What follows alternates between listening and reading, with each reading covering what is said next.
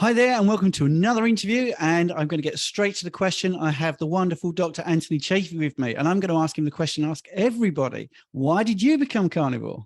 Through happenstance, about 23 years ago, I was taking cancer biology at the University of Washington in Seattle, and we just learned about how plants use natural defense chemicals to protect themselves and stop animals and insects from eating them. This is what they've done for millions, hundreds of millions of years.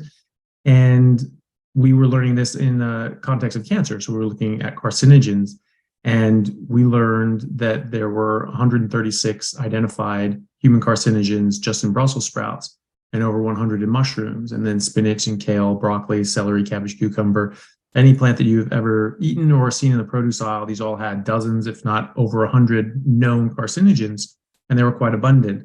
The work of Dr. Bruce Ames at UC Berkeley in 1989, when he published, he showed that there were dozens and dozens of natural toxins and pesticides in plants, and that they were actually 10,000 times more abundant by weight than the pesticides we spray on them commercially, and that the naturally occurring toxins in, say, mushrooms were 500 times more likely to cause cancer than the pesticides being compared against in this study.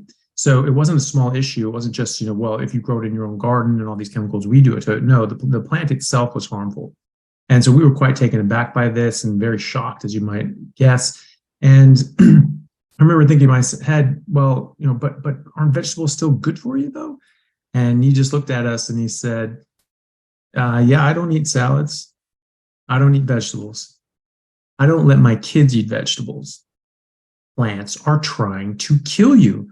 So I said, right, forget plants. And I just stopped eating them. And I went to the grocery store that day and I just started walking around. I was like, well, what do I eat then? Everything has plants in it, or is a plant. And I was just walking around bemused, and I just came across some eggs, and I was like, okay, eggs don't come from a plant. Then meat doesn't come from a plant. And I just ate eggs and meat.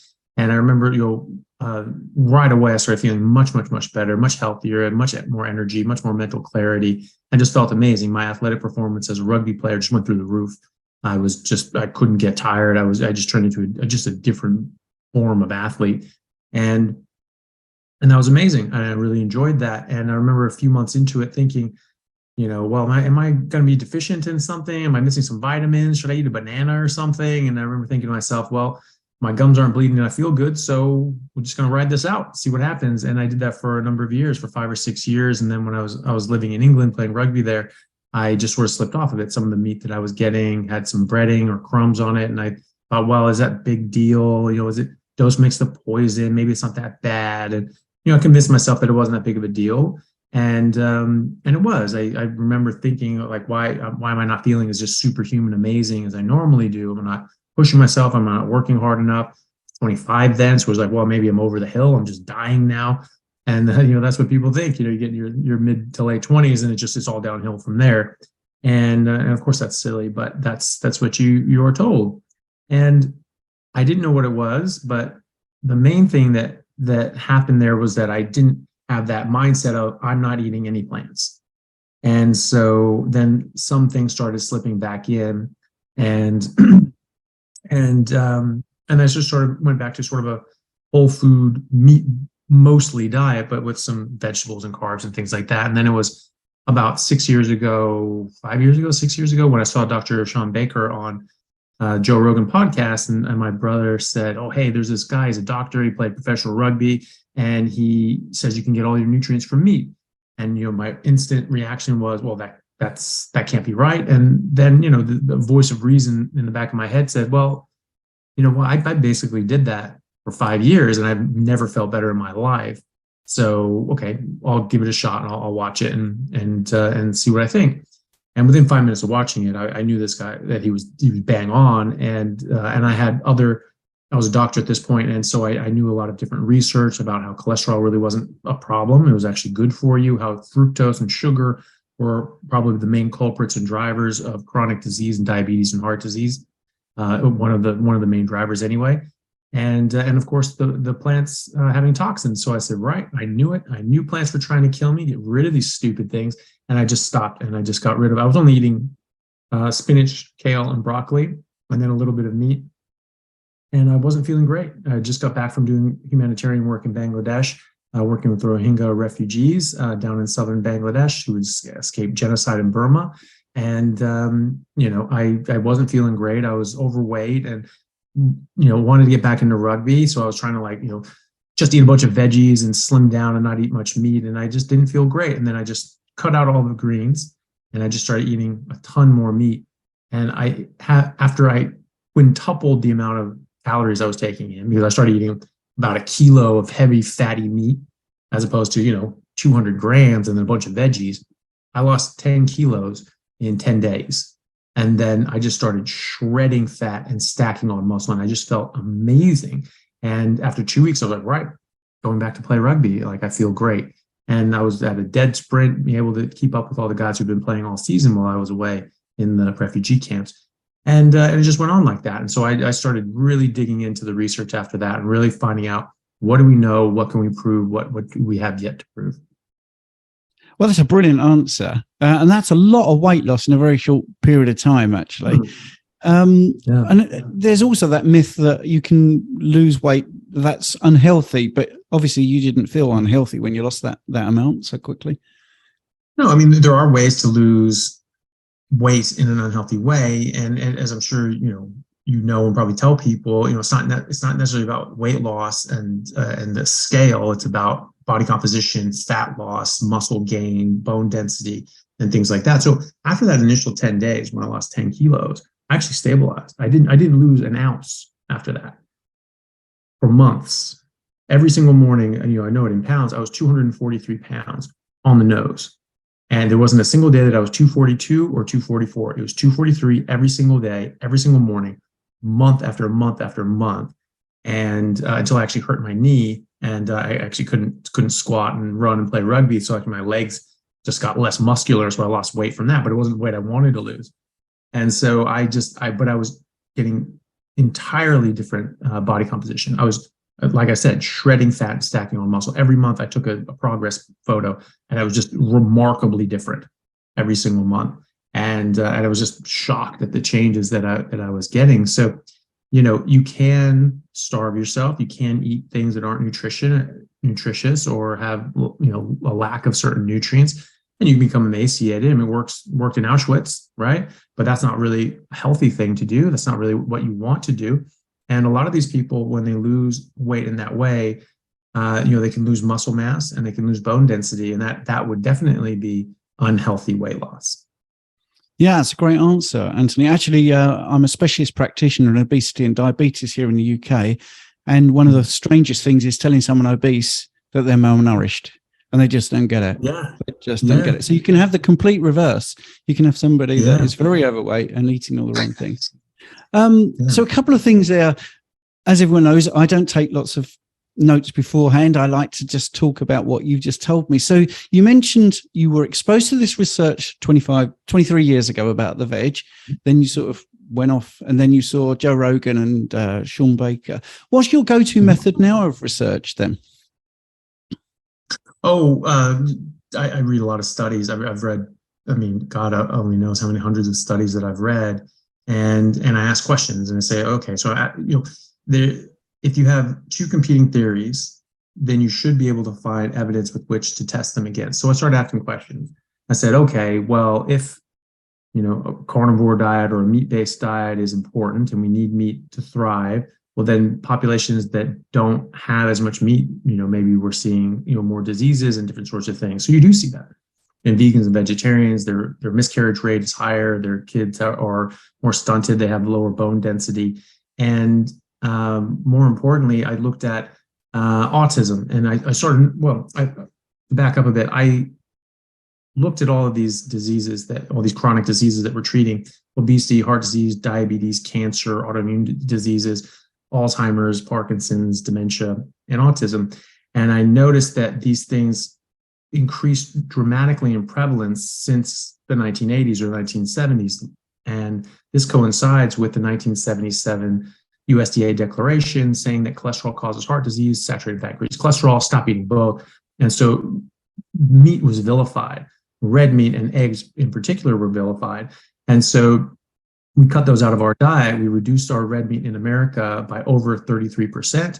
and then increased fruits and vegetables by 30 and 40% respectively, increased seed oils by over threefold, and increased high fructose corn syrup by over threefold as well, and increased grains and all these other sorts of things.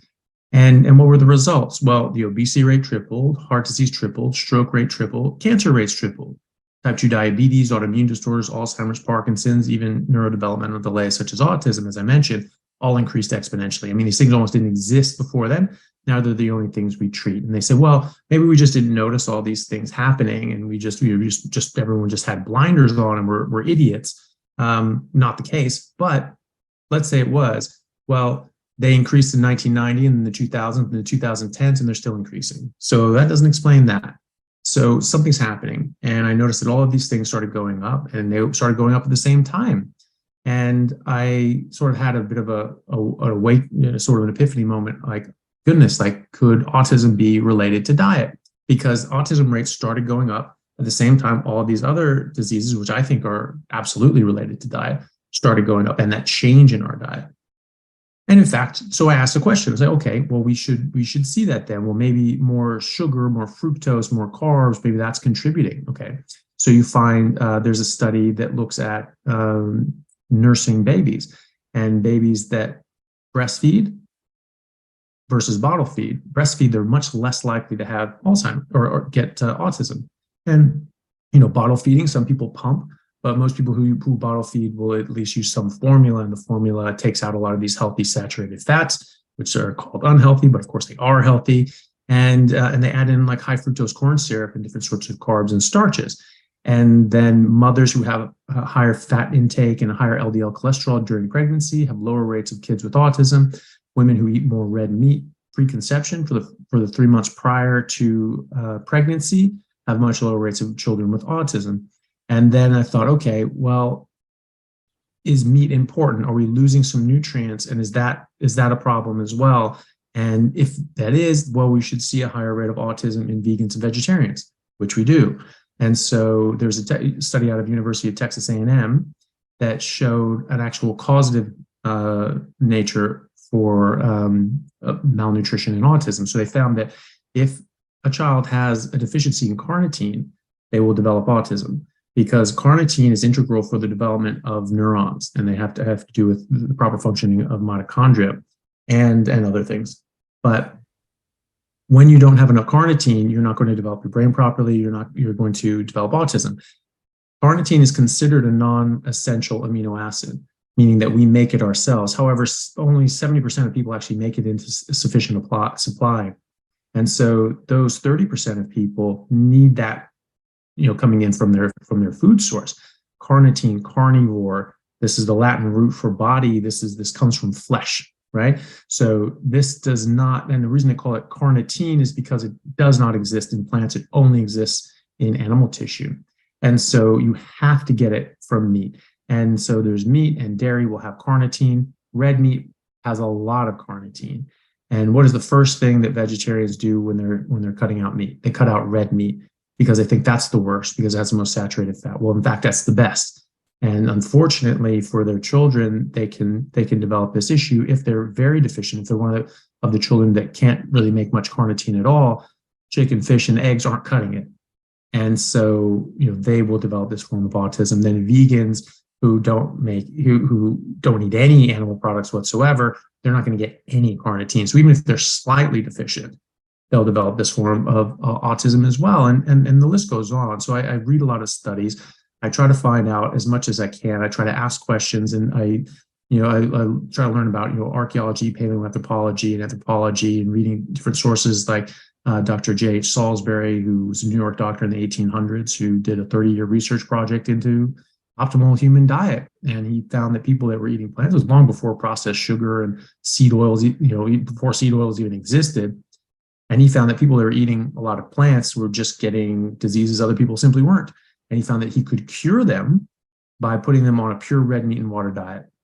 And so he was reversing rheumatoid arthritis, reversing Crohn's, reversing gout, reversing ulcerative colitis, stopping chronic Lyme disease and many other diseases, just by putting people on a red meat and water diet. And this is 100 years before we had any viable treatments for many of these things. And so people were just suffering, and they were suffering greatly, and he was fixing them. And this was well documented. He wrote a book called, The Relation of Alimentation and Disease. So the relationship between what we eat and the diseases we get. And basically saying, look, you don't eat these foods, you don't get these diseases. And that's, sort of an argument that I've been making, sort of akin to how ancient Rome had lead pipes and got low-grade lead poisoning, and they didn't necessarily know what was going on, why they were getting sick. Maybe there's an infection, maybe there's a plague, maybe there's a this, maybe there's a that. And then they figured out, okay, no, we're being poisoned by these pipes. Well, we're in our Roman lead pipe era right now, and we are being poisoned by things that we are consuming and putting in our body, and we don't realize. But we need to realize it. We need to wake up. And when you take away that poison, that toxic offense, the toxicity goes away. And Salisbury showed that. Dr. Wilhelmer Stefansson, who was a professor at Harvard of ethnology and was a polar explorer and lived with the Inuits, he saw this as well. He saw that you could reverse diseases. He saw that people got much more healthy when they just ate fatty meat. And the list goes on. There's many, many, many more. And you're looking at historical records. Genghis Khan and the Mongol horde, they just ate meat. They just ate horse meat, drank horse blood, and fermented mare's milk. They were far taller and larger and healthier than anyone around them. They were able to just take over and conquer Asia and most of Europe. And they were just absolute beasts, these giant, massive monsters of man. And they were fighting these Chinese peasants and things like that. They were just by these accounts, they couldn't even swing their weapons hard enough to even pierce their armor, and the Mongols would just cleave these people in half. So they were physical specimens, and so you look at that, and you look at the fossil records, you look at the stable isotope studies, you just look at as many resources as you can, because we don't have randomized controlled trials for human nutrition. Human nutrition is a terrible field. It's first of all, it's just completely corrupted by the Seventh-day Adventist Church, who started the whole field of dietetics and nutritional sciences back in 1917. They were religiously anti-meat. They think it's sinful, it makes you lustful, it brings about your carnal desires, and so they say that's evil. Meat is bad. Stop eating meat. And so they have a serious bias, and they bias and influence nutritional sciences since its inception. And either way, you can't do these randomized controlled trials. You can't take 5,000 identical twins and separate them and control different variables and get an actual controlled trial throughout their life. You can do that in animals. Animal nutrition is actually a brilliant field. It's a very good application. It's a very, very excellent applied science. But human nutrition is garbage. And so you have to look at other fields. You have to look at physiology. You have to look at anatomy and biology and biochemistry and paleoanthropology and so on. And you can then glean a lot of information. And then I also, after several months of this, I said, okay, what's the other side of the argument? What am I missing here? I don't want to just be a victim of confirmation bias. I started going on websites of all the different vegan doctors and nutritionists and PhDs in nutrition and so forth, and saying, okay, what's your arguments? What's going on? And I would engage with them online and chats and things like that, and ask them questions, and their answers just really were lacking, and they were mostly based on just referring back to, well, cholesterol is bad, it causes heart disease, and well, no, it doesn't actually. That's been thoroughly disproven and actually shown to be a lie. It's not even a question. It's not this, oh, we have this study and that study. It was a fraud perpetrated on the planet by the sugar companies. The Journal of the American Medical Association published in 2016 actual internal memos from the sugar companies called the Sugar Association back in the 60s, detailing how they paid off 3 Harvard professors to falsify data and publish fraudulent studies to make it appear as if cholesterol was causing heart disease when it was really sugar, and then to exonerate sugar. And one of those professors was named head of the USDA, and it was he who authored and published that 1977 USDA declaration saying that cholesterol and saturated fat cause heart disease. And it's fraud. We know it's fraud. We have their contracts. We know what they were paid. They're paid $6,500, which is equivalent to about $50,000 US now. That's what their souls were worth. And so we know it was fraud. We know it was wrong. We know it was doctored. And there were many, many other, all the landmark studies and trials claiming that there was an association, never causation. No one has ever claimed to show causation in any study between cholesterol and heart disease, or saturated fat and heart disease. So the ones that even just showed a correlation, all of those have been shown to be fraudulent. The Framingham study, something I was taught in medical school in my first year, they said that, when the more higher your cholesterol level, higher the rates of heart disease. Okay, fair enough. Problem is that that's not actually true. That was what was reported by the American Heart Association, who Ancel Keys was associated with, and he was another one of these paid shills by the sugar companies. We all, we know his contracts as well. We know what he was paid. We know he was paid in pawn of the sugar companies, and so the American Heart Association actually misrepresented the results of the Framingham study. The Framingham study actually showed the opposite. It actually showed that if your cholesterol goes down, death goes up, cardiovascular disease goes up, and vice versa. So they found an inverse relationship between cholesterol and heart disease. So that's wrong. And so that was misrepresented, but it was misrepresented by a so-called authority. And so it made it into the medical textbooks. That is what I was taught in medical school. It's wrong. If you look at the original study, it's wrong. It's literally the opposite.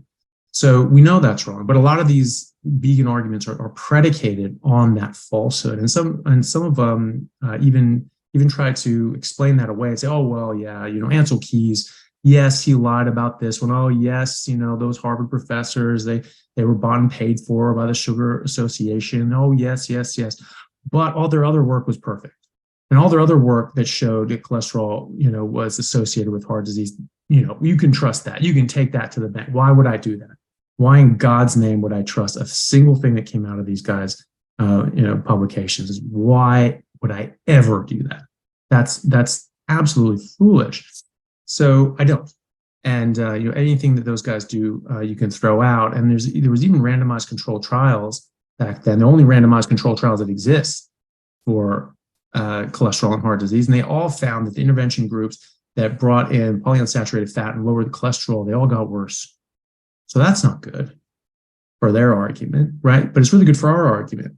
And the Journal of the American College of Cardiology published in 2020 a large literature review basically showing that saturated fat had no association, not even a correlation with heart disease. And in fact, they found an inverse correlation. So the higher with stroke rate. So the higher your saturated fat intake, the lower your stroke risk, and vice versa. And in fact, they said there's no upper limit on the amount of saturated fat that's safe to eat for cardiovascular health. That was the position of the top cardiology journal on Earth.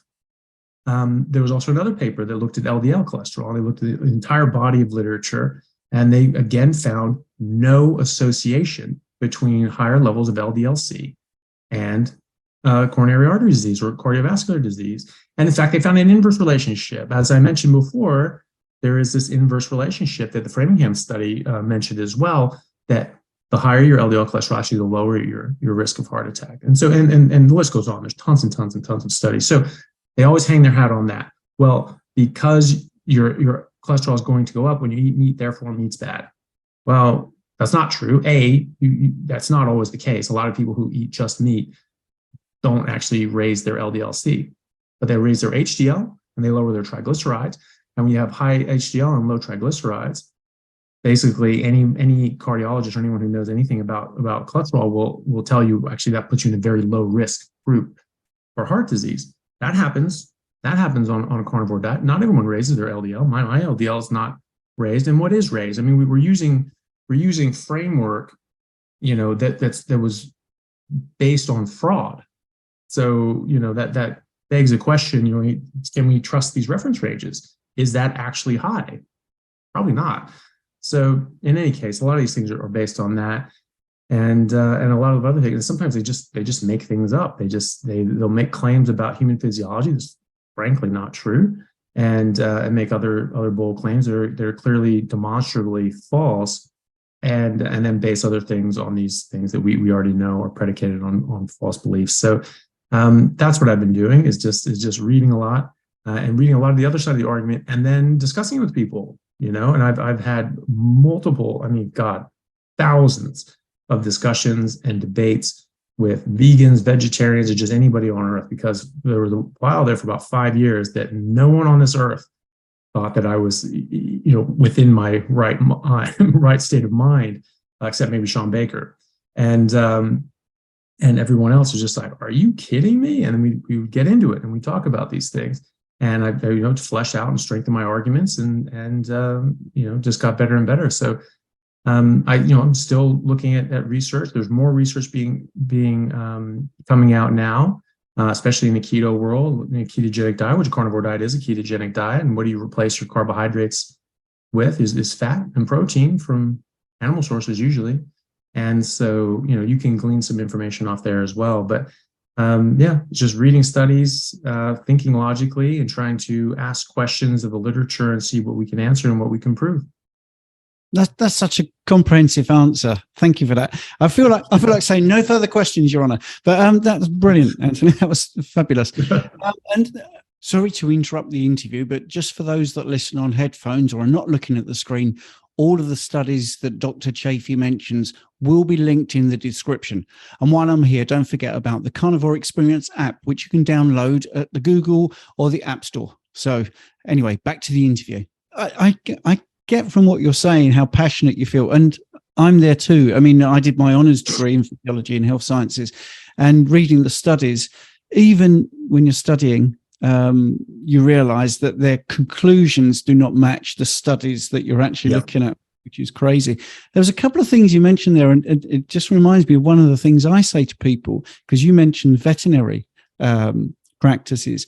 Often, if I have a client, I will say, do you know what? When you take your dog to the vet, what is their first question? Oh, they always say, what are you feeding him? Always.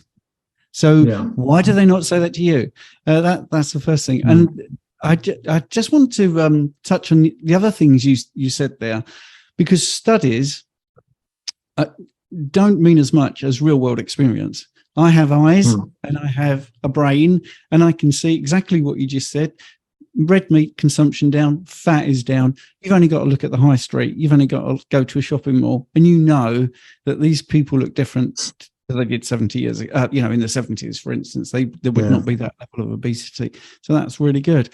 So you've sparked another question in me. So what made you feel like becoming an influencer? Because, you've got the top rated podcast, which I'll put a link into the description to. What made you feel like you need to spread this word on social media, for instance? Well, I really didn't want to. I sort of loathe social media, and it's just such a time sink. And I hate that I sort of am on it a lot. But unfortunately, that is how you reach people. And this is going to be a grassroots movement. It's not going to come from the top down. The top down is bought and paid for by the sugar company and many other companies. I mean, Coca-Cola alone spends 11 times the amount of money on nutritional research than the NIH. Okay, just Coca-Cola, not even all the other sugar and food companies. So, we are fighting against, it's David versus Goliath, and I can't wait for Congress to call on me and NBC nightly news to say, we sort of heard about what you're thinking. We'd like to investigate this further. They're not going to do that. They're not going to do that until this hits such a critical mass that they can't ignore it anymore. And then, okay, all right, well, we'll basically bring some light on this to say how bad it is, basically. But at least they have to, recognize, and that's actually coming around. So I've just seen this literally work miracles in my professional life as a doctor, and in my personal life, and that of my friends and family and anyone who would care to listen to me. I sort of started just a word of mouth carnivore movement here in Perth when I moved to Australia 4 years ago, because everyone here was either vegan or going vegan, and they just looked at me when they was like, "You only eat meat." They thought I was out of my mind.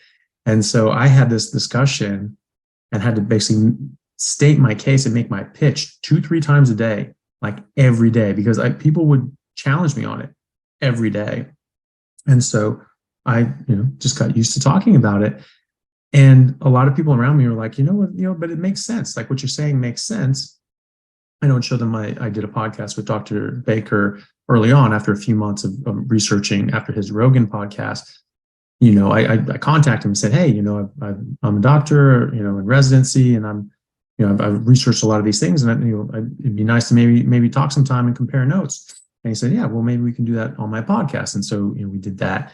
And it was great. It was one of his early podcasts. It was like on his Human Performance Outlier podcast. It was his first one that he did. And it's episode 34. It was very early on. And so, I thought that went well. And so I had that as a reference and a resource that I would send to people if they were interested in hearing more. And, but I've seen this work so well on people. Autoimmune issues just go away. And then you actually see that in the literature. If you go on an elemental diet, an elimination diet, you can actually just stop Crohn's in its tracks. Putting somebody on an elemental diet where you eliminate out all these different foods that they're eating, just give them the nutrients they need, which is what a steak is, then that's a better treatment to stop an acute flare-up of Crohn's than prednisolone, right? Than steroids, right? So that what does that mean? That means that you are eliminating the cause, right? Because there's no steroids in meat. There's no steroids in this elemental powder diet that they have. You're just removing the cause, and that's a better treatment than steroids. Okay, so that's remarkable. And there are other studies too. If it was a randomized controlled trial that looked at taking away carbohydrates and fiber from the diet. What's left? Basically meat. You can't even eat fibrous plants, right? So you are basically left with meat. So I don't know exactly what they're eating, but they just said this is what they eliminated. And so they contrasted that with, a group that could continue to eat carbs and fiber. And they found that the group that eliminated carbs and fiber stayed in remission on average 51 months. So it's over 4 years on average, right? No medications. And then the group that just ate normally, they stayed in remission on average 0 months, which is not a lot of months. And so that was a clear distinction to show there's something in the carbs and something in the fiber, or the things that come with the carbs and the fiber, that are precipitating and exacerbating these diseases. And so you see that in real life. You see the difference it makes. You see people dropping 80 pounds in 6 months. You see your parents reverse type 2 diabetes and Parkinson's, and go from being very tired and very lethargic and having serious memory issues to 1 month later, gardening and opening up physics books from my dad's graduate program. It's like that's a night and day difference, and I can see that in people, and I can see that in my patients. And so I thought, this is something that I can't just keep to myself. I don't want to keep it to myself. First of all, I'm very interested in it, and I like talking about it, but I was talking to people and I was telling them about this, and I was teaching patients about this. And, but it's very difficult when you're in an office setting and you only have 10, 15 minutes with someone and you spend 45 with them. That means you are really backed up for all the rest of your patients, and they're waiting and they need to be seen and they need help. And that's not easy to do. And so I thought, well, if I had some resources online that I could direct people to, maybe I could just mention this and say, hey, go here for more information, and maybe email me and we can talk more about it. And I did a debate on carnivore versus vegan diets with the Australian College of Nutritional and Environmental Medicine. And they asked me to sort of make a quick video because I was traveling, and if I wasn't able to make the actual live debate online, then they wanted to sort of play that. So I started making videos of my arguments, and I was like, all right, well, if I'm going to make a video, I might as well put it up online and have this there. And so that was my first video, was that carnivore versus vegan diets. And I call it like the hard facts about carnivore and vegan diets. And I just went through all the different arguments, nutritionally, environmentally, ethically, all of these different reasons why it's a better idea to just eat meat for us and for the planet and for everything involved. And then I just started making a bit more, and I just started getting into the rhythm of it. I thought about different topics that I thought were important, and I would just sort of make a video on it and talk about sugar and talk about fiber and talk about, getting started on a carnivore diet, and dementia and autism and diabetes, autoimmune disorders, cholesterol and heart disease and all these sorts of things. And so I just started making videos just on different topics. And then when I sort of ran out of topics that I wanted to have something there discrete that was covered in a way that I wanted it covered, I started talking to more people, and I started getting invited on more and more podcasts and interviews, and I started reaching out to other people that I really was a big fan of, like Dr. Baker, like Dr. Ken Berry, like Dr. Kiltz, like Professor Bart Kay, like Dr. Peter Ballerstedt, who is a PhD in forage agronomy and has a degree in animal nutrition. Brilliant man, and he shows that you have to have livestock agriculture to even have plant agriculture. You have to have animal agriculture to have plant agriculture. They don't work. You cannot have plant agriculture without animal agriculture. You can absolutely have animal agriculture without plant agriculture, though. And you're just learning about these things and learning about how the impacts and benefits that animals have on the environment. They are part of the environment. They recycle nutrients and replenish the nutrients in the soil. They have to. If they don't, then places turn into deserts, and that's what happens when animals leave an area. Area gets wiped out and turns into a desert. So, speaking to these people who really interested me, and who I was, quite a big fan of, Dr. Paul Mason, for example. I just love his videos. They're just so clear, so concise, and just so to the point. They're so logically sound that it's just I just love these things. And so I just started interviewing and speaking with more and more people that I thought could bring something to the discussion, and try to bring their voices around so that everyone could hear them, everyone could understand where I'm coming from and where I'm getting these ideas from, because they're not all. I have some of my own ideas that I sort of realized, like, oh crap, like these aren't diseases, these are toxicities. We're being poisoned by the food we're eating, and we're malnourished, and we're getting malnutrition and toxicities, and that's what I think modern day chronic diseases are. So I had little epiphanies like that, and thinking, shit, is autism related to diet? And in fact it is, and that's being more and more understood now. Putting people on a ketogenic diet, it can actually significantly help people with autism. That's been proven at Harvard by a professor there named Dr. Chris Palmer. So I thought that having that outlet would allow me to get this information out there. I never wanted to be an influencer. I was never trying to monetize this and have this be my job. I like my job. I really enjoy it. I'm a neurosurgical registrar. I love doing surgery. I love seeing patients. I love the brain and its anatomy, and its complexity and its intricacy of surgery. I think it's brilliant, but I think this is something that's so important and can help so many people that I can't ethically not do it.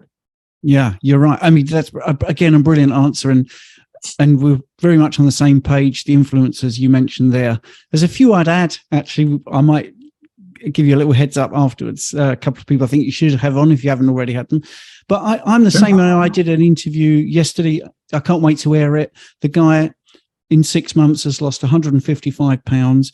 His edema's gone. Yes. His lung function has gone from 60% to 95%. You're going to roll your eyes in a minute, Anthony.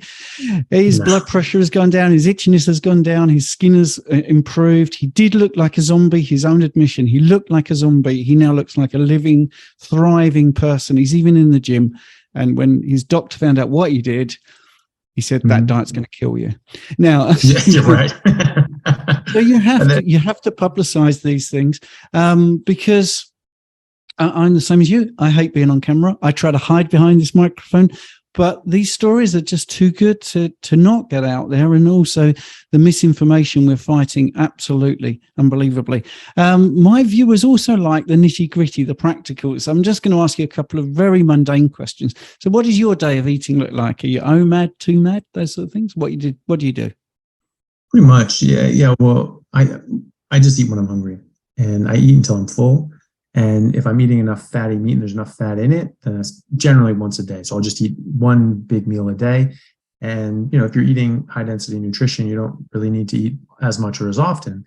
And if I'm working out, I have a much higher, effort level that I'm putting out during the day. I'm not just sedentary and walking around the hospital and standing there. Then I'm working out a lot, then I would actually need a lot more. So I probably eat two times a day, just because I can't eat enough in that one sitting. And so I don't really think about windows and things like that. I just eat when I'm hungry, and I stop when I'm full. That tends to be once a day. If I'm working out, it's usually twice. Yeah, great answer. And going on to you spreading the word, I do believe you are visiting England next month? Yeah. So I'll be on a couple panels at the Public Health Commission's national or annual conference. So it's a PHC, and so it's a charity that is trying to basically bring about change in public policy, and because a lot of doctors are figuring this out. A lot of doctors have figured this out long before I did, that there are metabolic health issues that are plaguing us that we are treating as if they were discrete and individual diseases, when in fact they all come down to metabolic unhealth. And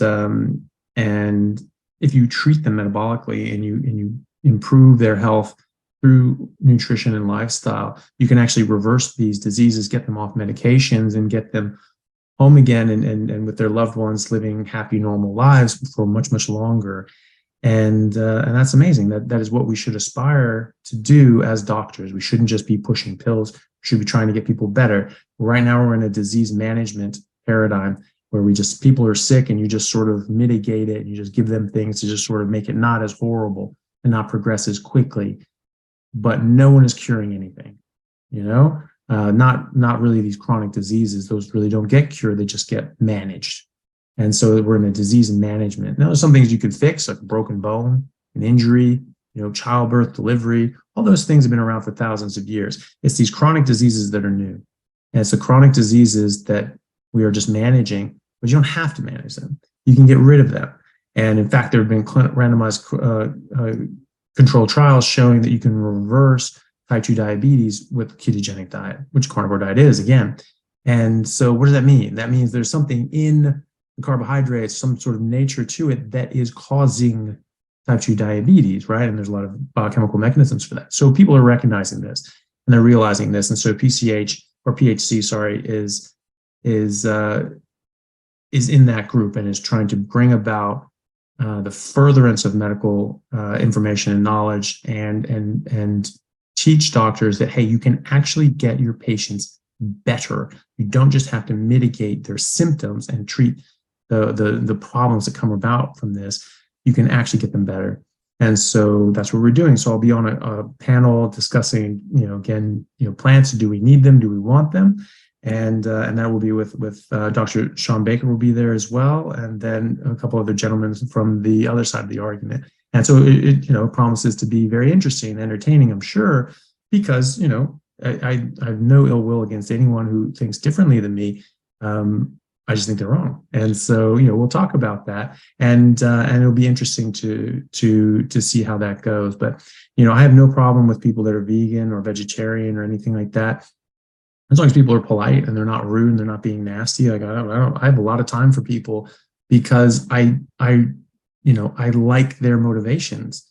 A lot of the time is because they are looking for what's right for their health, or something that helps the environment, or for animal rights. I mean, I'm fully on board with those impulses.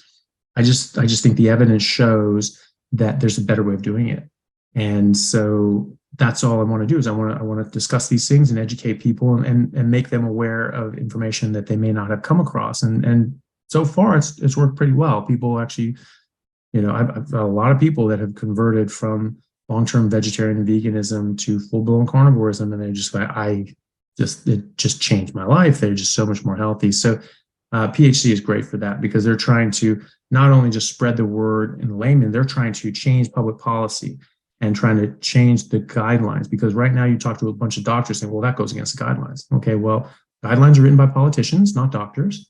And they're generally about 15 years behind the evidence-based medicine, right? And so that's not a good model to practice under.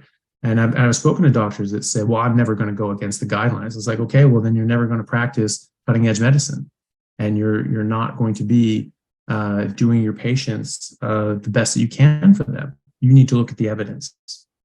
You need to look at what is actually helping people, not what the guidelines are. So we need to change the guidelines, and that's what PHC is doing. So we're having these sorts of talks and discussions on an annual basis to bring about this information and these studies, so that more doctors and more clinicians and more lay people can be apprised of the information and understand what a difference it makes, And then as this grows and grows and grows, we can start affecting the policy and the guidelines. In fact, in Australia, they were able, with the low carb down under influence, which is the group down here of doctors that have been pushing this metabolic health for a long time, they were able to get ketogenic diet in the national guidelines for treatment of type 2 diabetes. So that's fantastic, and we need to do that in the UK and in America and Mexico and Hungary and all these sorts of places. And that's what PHC is trying to do, which is great. Yeah, it is great, and I'm going to thank you for volunteering to come over, and I can't wait. If I can get there, I'll meet you in person, Sean Baker. Yeah. I'll look up to you both like this. It's really good. For people that are interested, all the details are in the description. There'll be a little lady here going, link in the description, who's much better looking than me. It's a direct link. You can get tickets. It's in May. It's at the Crucible. It's in Sheffield. And, you know, I think it's something really exciting to look forward to. If you want to see more of this type of thing or that type of thing, then just check out this video.